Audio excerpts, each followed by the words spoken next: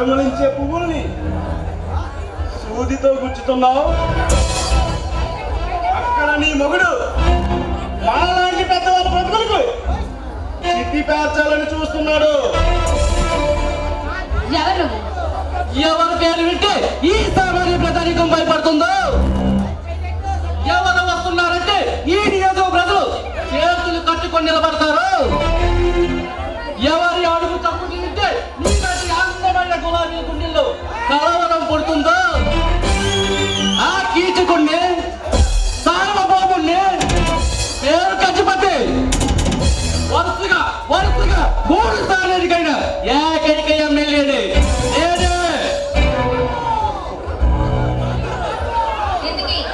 ఎందుకు వచ్చారు?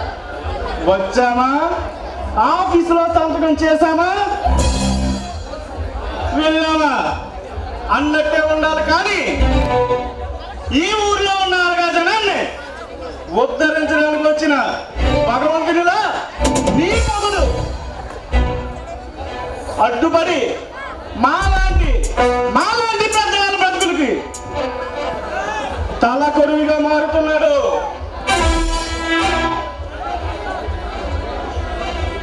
చూడండి, నా భర్త నీతికి మారిపోయాడు, నిజాయితీకి నిప్పులంటవాడు. తాకాలని ప్రయత్నించారో మాడి మసైపోతారు.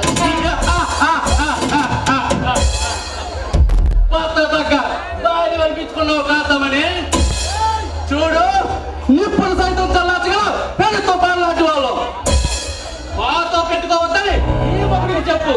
లేదంటే మీ పొట్టానికి పూలమాల వేయాల్సి వస్తుంది. చూడండి, మీరు తిన్నంగా పులి బోడంలోకి వచ్చి ఆడుకోవాలని చూస్తున్నారు. కానీ అది వచ్చి మీ రక్తం తాకముందే మర్యాదగా బయటకు వెళ్ళి మీ ప్రాణాలు తగ్గించుకోండి. ఎమ్మెల్యే గారు, ఇది వీరవనితలా రెచ్చిపోయి ఓ డైలాగులు చెప్తుంది. దీని వగరు సొగస్సులను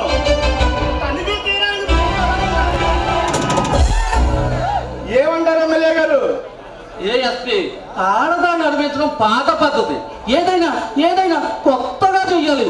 ఏమంటావే?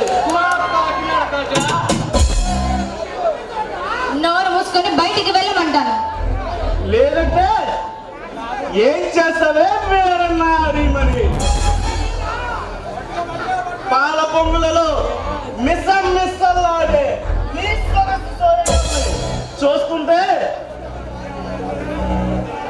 ఎమ్మెల్యే గారు, దీని ఒంటి మీద ఉన్న బట్టలన్నీ ఓడదీసి నగ్నంగా చూడాలనిపిస్తుంది.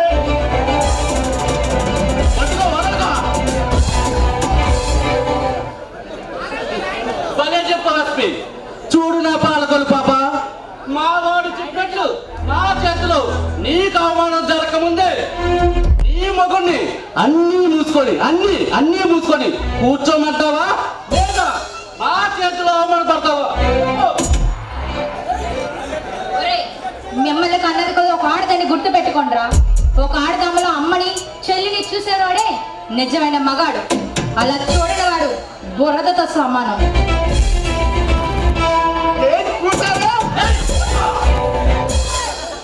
ఇప్పుడు నీ ఒంటి మీద బట్టలు ఓడదీసి నది బజారులో పరిగెత్తిస్తే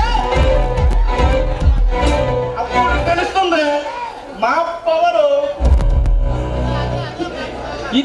ఇది కదా అసలైన ఆట అంటే. ఇప్పుడు కదా ముందు పాకుండానే మైకిన శాస్త్రులు పట్టుకోవాల్సి దీనికి తెలుద్దాం.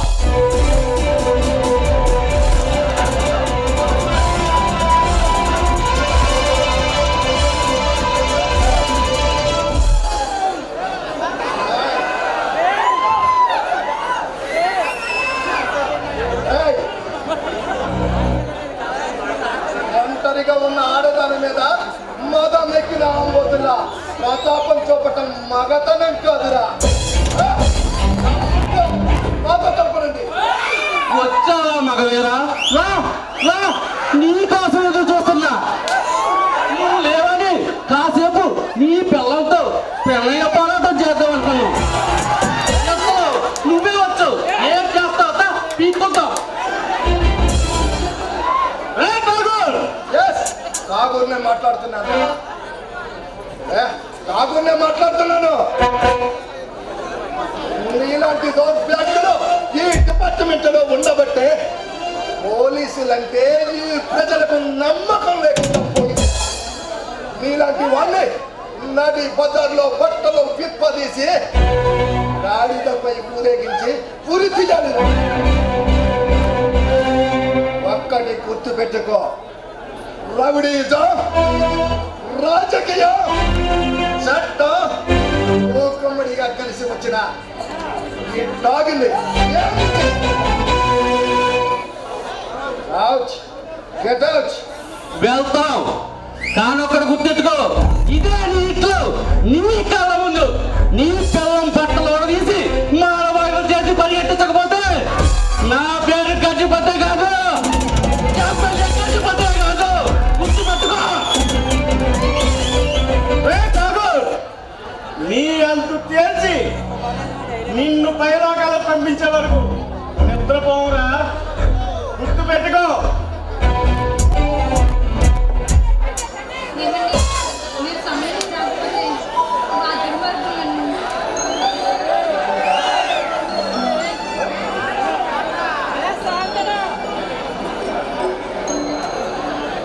చూడు సునీత, ఏం జరగబోయేదో నేను ఊహించిన. చూడు సునీత, నా గొంతులో ప్రాణం ఉన్నంత వరకు నీ మీద ఏక కూడా వాడడం సునీత.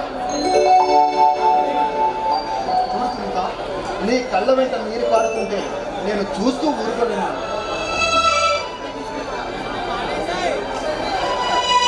పరువులంటే ఆ నీచులకు ఎదురు తిరిగి నా మీద అన్యాయం జరుగుతుందని చాలా భయంగా ఉందండి. సునీత, పిచ్చిదానా, భయం అనే పదం నీ నోటి వెంట రాకూడదు. ఈ భారత గడ్డపై ఎందరో వీరవరకులు పుట్టిన గడ్డ ఇది. అలాంటి గడ్డపై పుట్టిన దానిని నువ్వు భయపడకు. మీరు ఎంత చెప్తున్నా కానీ నా మనసు ఎందుకో శపిస్తుందండి. సునీత, ద్వాపరయుగంలో సత్యభామ నరకాసురుని సంహరించి ఈ భారత ఖండానికి దీపావళి పండుగ జరుపుకోవటానికి నాంది పద్ధతి. ఝాన్సీ రాణి ఆదర్శనాలుగా నిలిచి తన ప్రజలను కన్న బిడ్డల వలె పరిపాలించింది. రుద్రమాదేవి రాజ్య పాలన చేసి తన ప్రజలను కన్న బిడ్డల వలె పరిపాలించింది. వాళ్ళందరూ కూడా ఆడవాళ్ళు. వాళ్ళను నువ్వు ఆదర్శంగా తీసుకోవాలి.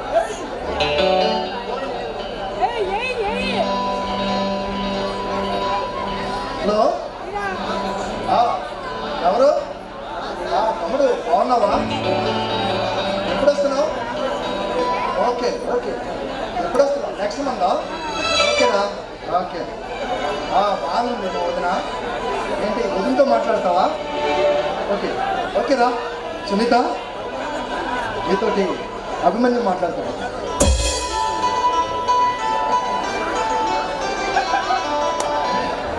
బాబు అభి ఎలా ఉన్నా? బాగున్నావా? ఓకే, ఇదిగో మాట్లాడు. ఏంటి, పిల్లలు లేను నేను అభి నా కొన్ని కొడుకు కంటే చాలా ఎక్కువండి. ఏంటండి నన్ను అలా చూస్తున్నారు? నన్ను నా మనసును అర్థం చేసుకునే భార్య, నా ఆదర్శాలకు ప్రతిరూపమైన నా తమ్ముడు అభిమన్యు ఇద్దరు నాకు రెండు కళలండి. అబ్బా చాలండి మీ పౌటలు. మరీ ఎక్కువ పొగిడితే పిల్లలు నెత్తినెక్కి కూర్చుంటాను. చూడయ్యే, ఎత్తికెక్కి కూర్చోడానికి నేనేమి శ్రీకృష్ణుడు కాదు.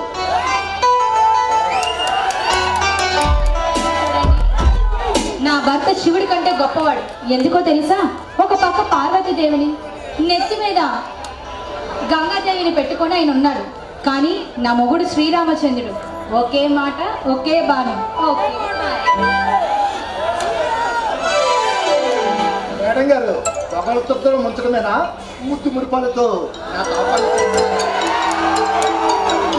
అబ్బా ఆగండి, సరసానికి కూడా ఒక వేళపాల ఉండాలి కదా. సమయం అక్కర్లేదు నీ యారు. ఎప్పుడు మూడేస్తే అప్పుడు కానిచ్చేస్తుంది. మీకు అసలు సిగ్గే లేదు బాబు.